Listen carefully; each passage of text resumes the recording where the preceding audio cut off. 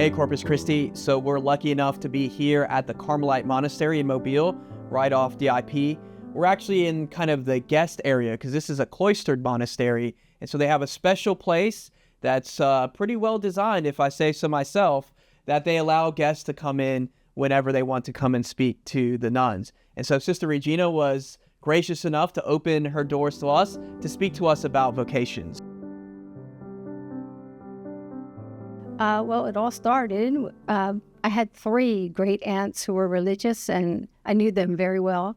2 were Sisters of Mercy, and one was a Sister of Mercy, but she transferred to Carmel and became a Carmelite nun.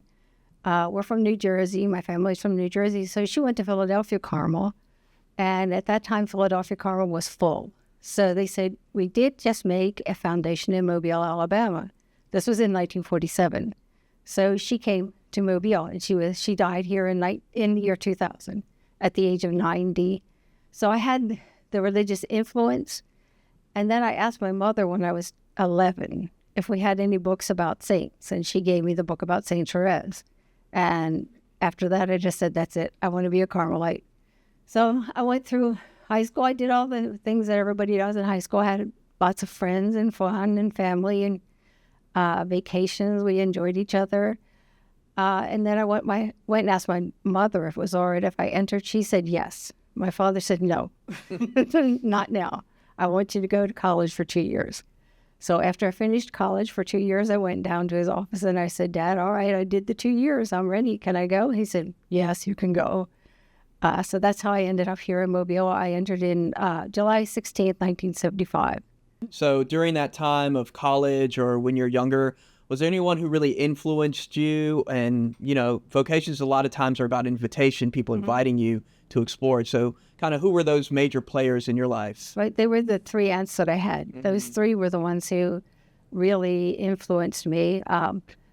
One died when I was only 9. The other lived till I was in Carmel. And she would come down and help take care of my great-grandfather. And she was around a lot. So I got to see her, and I knew about my aunt here in Mobile, and I started writing to her.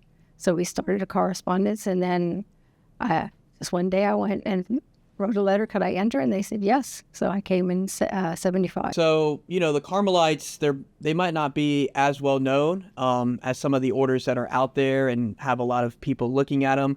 So if you could just tell us a little bit about who the Carmelites are, what are their charisms, what do they do? Right. The principal apostolic work of Carmel is prayer. And then that's supported by solitude and silence, mortification, and manual labor. Those are the 4 legs that hold up the life of prayer.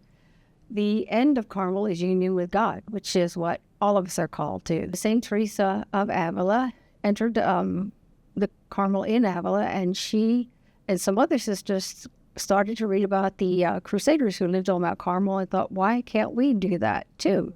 So she started a whole refounding of Carmel, more or less, and wanted to return to the spirit of the ancient hermits on Mount Carmel. But the church at that time said, we don't want people to just live as a hermit. You have to live in a community because that's what we're part of community. And we have to support each other, and we try each other, we perfect each other. So they wanted us to have the eremitical, the hermit life, mixed with the cenobitical, the community life.